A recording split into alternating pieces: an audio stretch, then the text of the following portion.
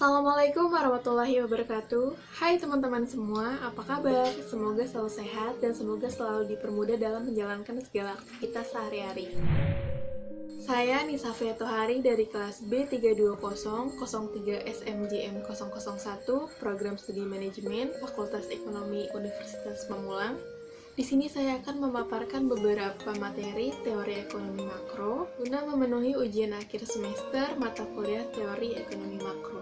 Di sini saya akan membahas tentang beberapa judul pertemuan. Yang pertama itu ada pertemuan 10 tentang keseimbangan perekonomian terbuka, pertemuan 11 tentang pengangguran, pertemuan 12 inflasi, pertemuan 13 tentang kebijakan pemerintah, pertemuan 14 tentang perdagangan internasional, pertemuan 15 tentang neraca pembayaran dan ekonomi terbuka, pertemuan 16 tentang kurs valuta asing, pertemuan 17 tentang pertumbuhan dan perkembangan ekonomi, dan yang terakhir pertemuan 18 yaitu tentang perkembangan perekonomian global.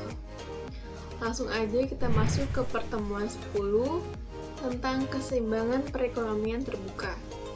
Perekonomian terbuka disebut juga dengan perekonomian 4 sektor yang terdiri dari satu rumah tangga, yang kedua itu ada perusahaan, yang ketiga itu ada pemerintah, dan yang terakhir itu ada perdagangan ekspor dan impor atau luar negeri.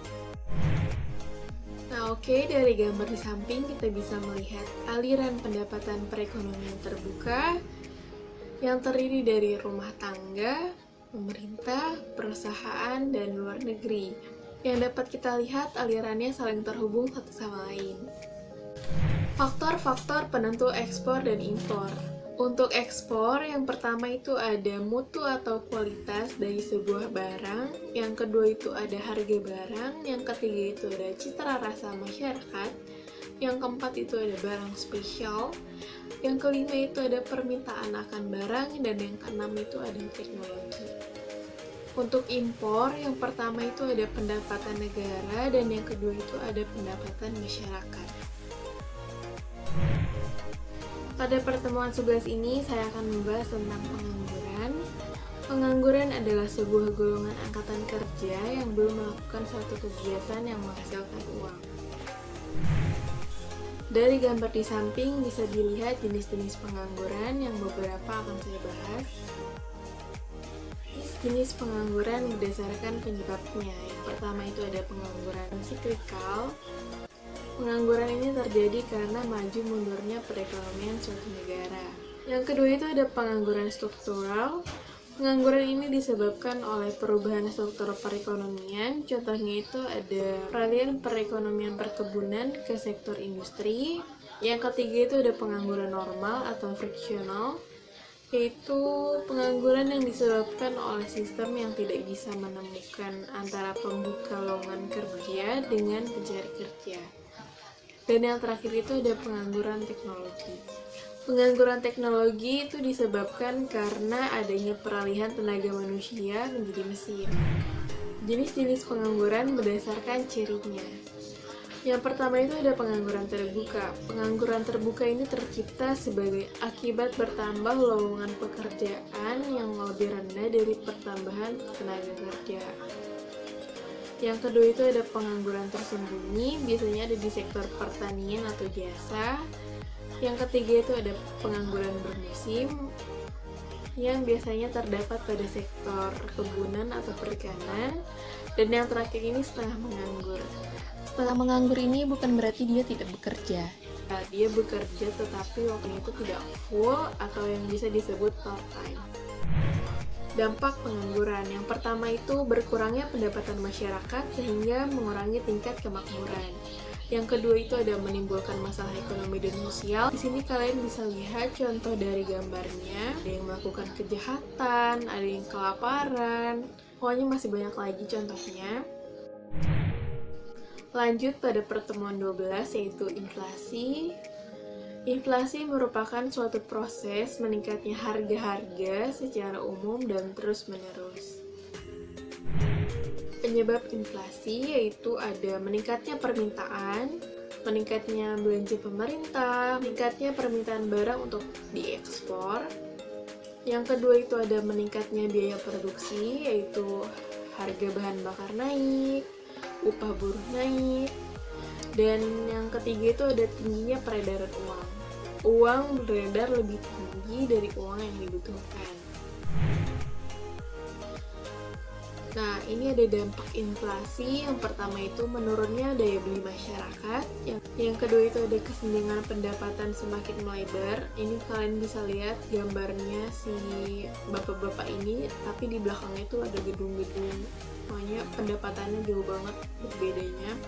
Terus yang terakhir itu ada menurunnya nilai mata uang rupiah atau kurs rupiah. Lanjut pada pertemuan 13 yaitu kebijakan pemerintah. Kebijakan pemerintah merupakan tindakan yang dibuat dan dilaksanakan oleh pemerintah yang berwenang pada badan-badan atau lembaga-lembaga pemerintah atau negara, termasuk dalam kewenangan hukum, politik, dan finansial. Kebijakan fiskal adalah kebijakan pemerintah yang dikeluarkan guna mempengaruhi jalannya perekonomian dengan cara memanipulasi anggaran pendapatan dan belanja negara sehingga sesuai dengan kondisi perekonomian yang sedang terjadi dan tujuan ekonomi yang hendak dicapai. Dan yang kedua itu ada kebijakan moneter. Kebijakan moneter merupakan langkah dalam mengendalikan keadaan ekonomi dalam konteks makro agar dapat berjalan sesuai dengan yang diinginkan atau dengan peraturan jumlah uang yang beredar dalam perekonomian. Lanjut, pertemuan 14 yaitu tentang perdagangan internasional. Perdagangan internasional adalah perdagangan yang dilakukan oleh penduduk suatu negara dengan penduduk negara lain atas dasar kesepakatan bersama. Manfaat perdagangan internasional. Yang pertama itu ada menjaga stabilitas harga, yang kedua itu ada memperluas lapangan kerja, yang ketiga itu menambah devisa negara, dan yang terakhir itu transfer teknologi. Lanjut pada pertemuan 15 tentang neraca pembayaran dan ekonomi terbuka. Neraca pembayaran atau suatu pembukuan yang menunjukkan aliran pembayaran yang dilakukan dari negara-negara lain ke dalam negeri dan dari dalam negeri ke negara-negara lain.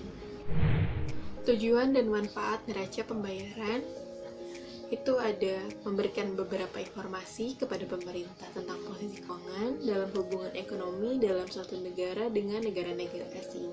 Yang kedua itu ada mengukur transaksi ekonomi yang terjadi antar negara baik barang maupun jasa.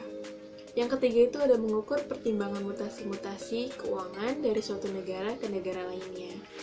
Dan yang terakhir itu sebagai bahan pertimbangan bagi pemerintah untuk mengambil langkah di bidang ekonomi. Faktor-faktor yang menimbulkan ketidakseimbangan neraca pembayaran internasional. Yang pertama itu ada perubahan kurs devisa, yang kedua itu ada perubahan harga, yang ketiga itu ada perubahan tingkat pendapatan, dan yang terakhir itu ada perubahan tingkat bunga. Masuk pada pertemuan 16 membahas tentang kurs valuta asing. Kurs valuta asing atau mata uang asing menunjukkan harga atau nilai mata uang suatu negara yang dinyatakan dalam nilai mata uang negara tertentu.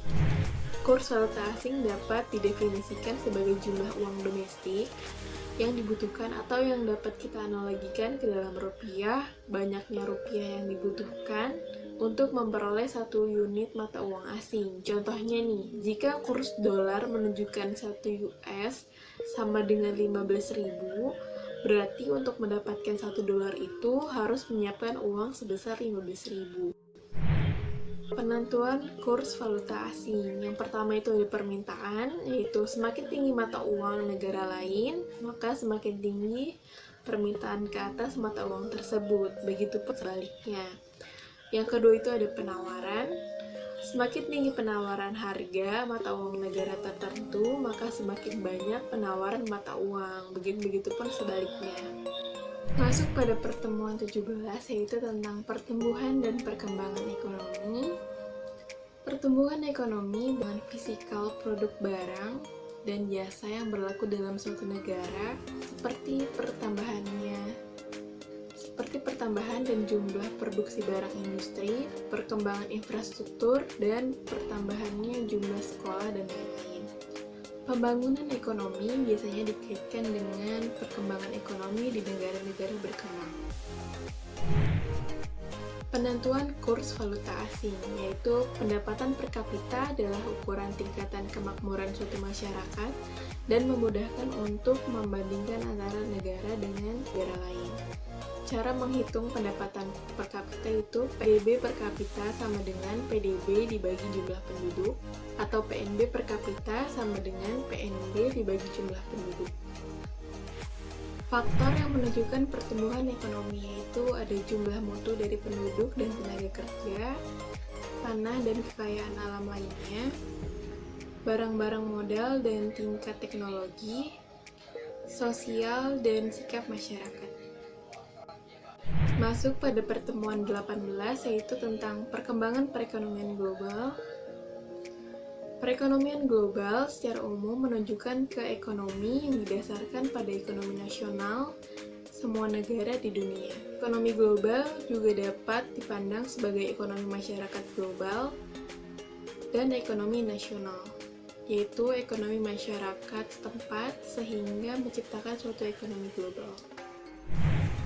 Mungkin sekian pemaparan materi dari saya, kurang lebihnya mohon maaf. Jika ada kesalahan, kalian bisa komen di bawah. Dan jangan lupa like, comment, and subscribe channel aku. Wassalamualaikum warahmatullahi wabarakatuh.